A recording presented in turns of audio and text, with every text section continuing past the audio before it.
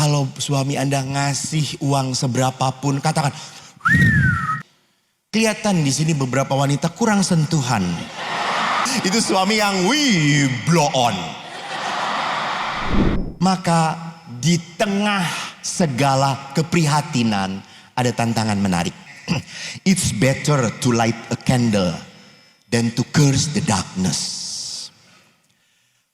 Daripada kita mengeluh terus, lebih baik kita apa? Lakukan yang bisa kita lakukan. Light a candle, nyalakan sebuah lilin. Kalau memang gelap, nyalakan sebuah lilin. Maka saudara-saudari, modal utama dan pertama dalam pelayanan adalah apa? Next, kasih Allah. Dalam Injil Yohanes dikatakan, karena Tuhan begitu mengasihi dunia, Dia serahkan anak laki-lakinya yang tunggal, sehingga barang siapa percaya padanya tidak akan binasa, melainkan memiliki hidup kekal. Jadi sumber pelayanan adalah karena Tuhan sudah mencintai saya. Kenapa saya melayani? Tuhan itu sudah memberkati saya. Banyak orang loh, kemarin saya ketemu dengan seorang ibu yang sudah kanker, sampai maaf gundul. Lalu dia pelayanan, merasa diberi kesempatan hidup yang kedua oleh Tuhan untuk melayani.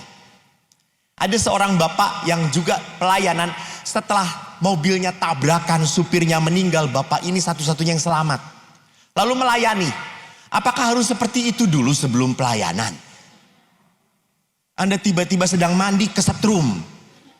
Semua barang terbakar, Anda enggak. Dilindungi oleh Superman. Lalu pelayanan, enggak perlu. Enggak perlu. Enggak perlu harus lewat peristiwa-peristiwa yang sensasional. Allah mencintai kita. Allah mengasihi kita. Ini modal utama dalam pelayanan. Dan bukan hanya modal, ini adalah tujuan cara kita mencintai Tuhan adalah apa? Pelayanan. Maka Bapak Paus pun next mengatakan, Allah mencintai manusia, itulah langkah pertama Tuhan dalam hidup kita, memberkati. Maka bagus dalam surat 1 Yohanes next, Allah adalah kasih. Kalau Allah adalah kasih, Allah itu tidak pernah bisa tidak mengasihi. Maka dalam surat pertama Rasul Paulus kepada jemaat di Korintus, ada iman, harapan, kasih. Mana yang lebih utama? Mana yang lebih utama? Kasih. Kenapa?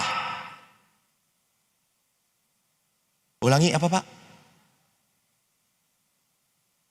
Keluar asli. Bukan itu.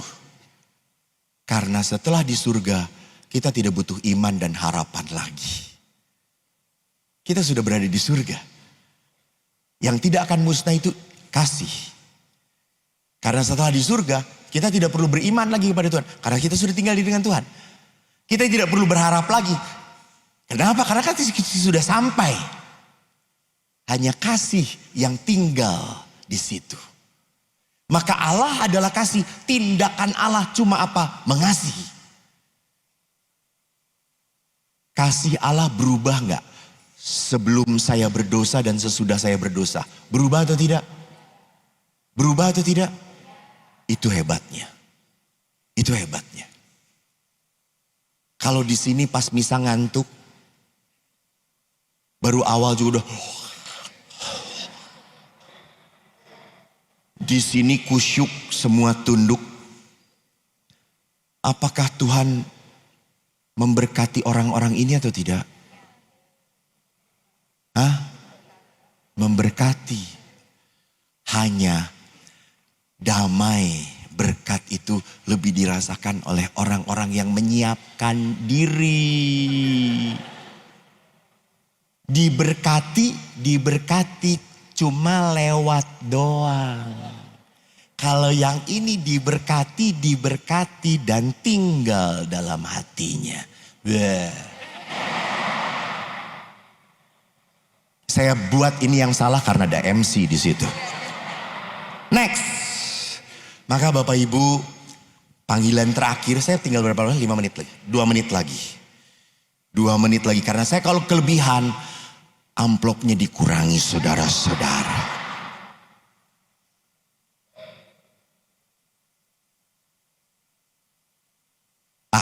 Terakhir, saya mau minta evangelical community. Next. Gimana sih orangnya? Terus.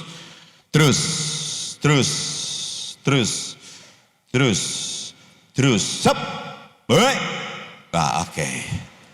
Bapak Ibu, inilah yang disebut, kok nunjuk ke sono. Inilah yang disebut sebagai apa? Komunitas Injili. Komunitas Injili, komunitas yang berdasarkan pada ajaran Yesus adalah komunitas yang suportif, apresiatif, optimis, promotif, positif, dan edukatif. Apa artinya? Kalau saya mau, dan di tengahnya adalah kasih tentunya. Kalau saya mau menjadi seorang anggota gereja, ya pengetahuan iman saya harus ditambahin. Kenapa di dalam gereja kok kita berdiri? Kenapa kita duduk? Kenapa kita menebah dada? Kenapa kita berkata amin? Itu ada maksudnya semuanya. Maka harus belajar. Iman itu tidak langsung pinter waktu Anda dibaptis. Ora. Terima kasih Bapak Ibu, Anda datang ke seminar ini karena Anda mencintai iman gereja Anda. Anda ingin tumbuh. Dan jujur, pandemi itu berkat Tuhan loh. Benar. Karena setelah pandemi, YouTube tentang pendidikan gereja Katolik banyak banget. Anda kalau mau kitab suci dijelaskan dengan baik dan keren banget. This is Father Joseph. Wow. Bagus. Baca. Kalau Anda mau mendengar khotbah yang bagus banget, Monsinyur Antonius Subianto Bunyamin. Saingan saya. Besti. Kalau Anda mau baca tentang Katolik, yang ajaran Katolik, buka Katolisitas. Bagus, bener ajarannya. Kita punya tempatnya, berkembang. Alah, mana ini lagi?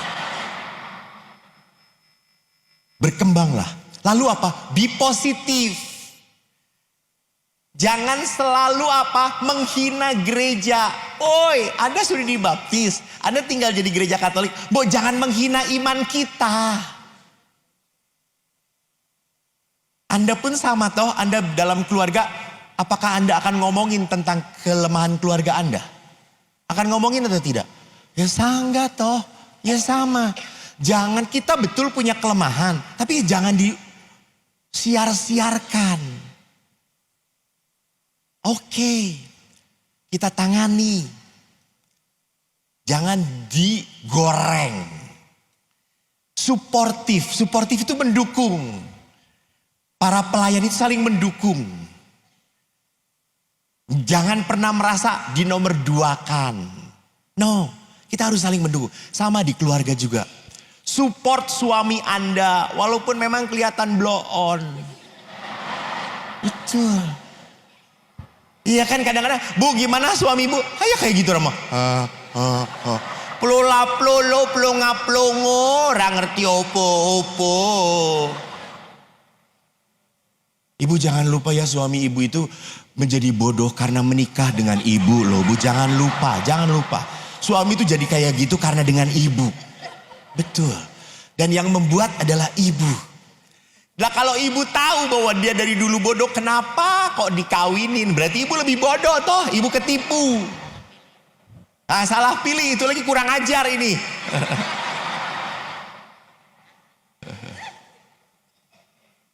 Jadi perhatikan, support pasangan Anda. Puji pasangan Anda. Kalau suami Anda ngasih uang seberapapun, katakan, besar banget, wow. Puji. Walaupun hati ini berasa kurang. Tapi dari mulut, please ngomong, wah makasih. Kalau lihat suami tiba-tiba nyapu, dipuji, jangan tumben nyapu. Hebatnya. Pak, wow, bagus Bapak meringankan tugas saya. Itu. Kalau mobil menjadi bersih karena dicuci oleh suami Anda, jangan ngomong, "Wih, bersih, nggak ada kerjaan ya, nyuci-nyuci mobil ya." Pujilah. Istri Anda, Pak, tolong, kalau istri Anda ngomong terus, dengerin. Nggak perlu reaksi, cukup reaksi cuma, "Hah? Wah.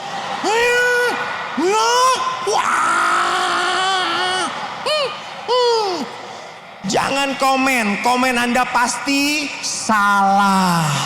Jangan komen. Anda komen kayak gitu kan, bukan itu maksudnya. Mati lu, udah di cuma gitu aja cukup.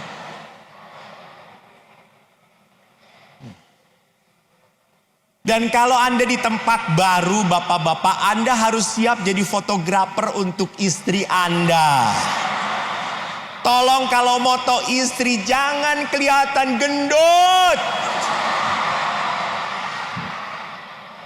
Bagaimana caranya bapak-bapak dibalik nih, dibalik. Jangan gini, dibalik.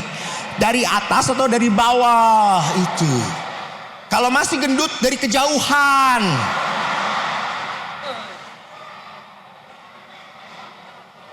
Harus siap.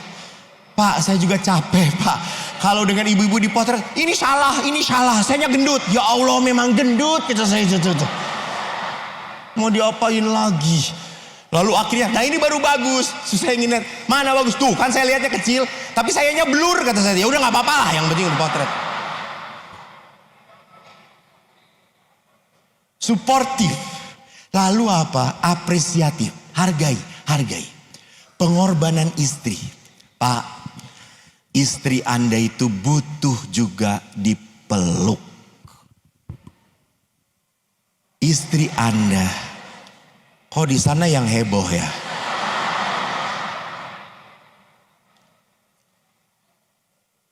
Istri Anda perlu disayang.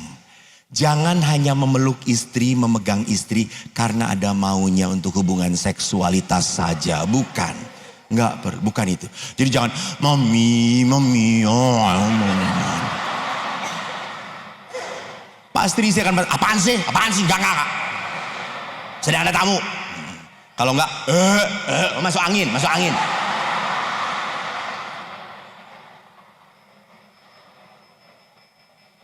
Pak, kalau Anda ngelihat istri Anda begini,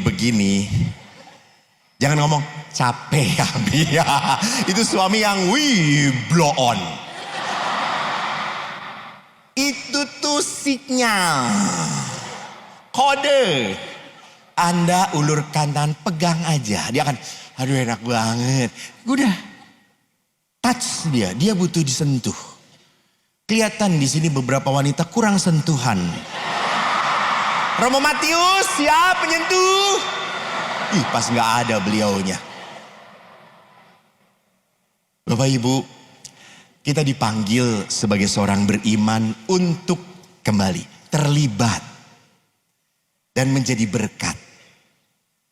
Kalau Anda tidak mau terlibat menjadi berkat, maka Anda orang Katolik yang pasif dan menjadi musibah. Tuhan memberkati. Terima kasih.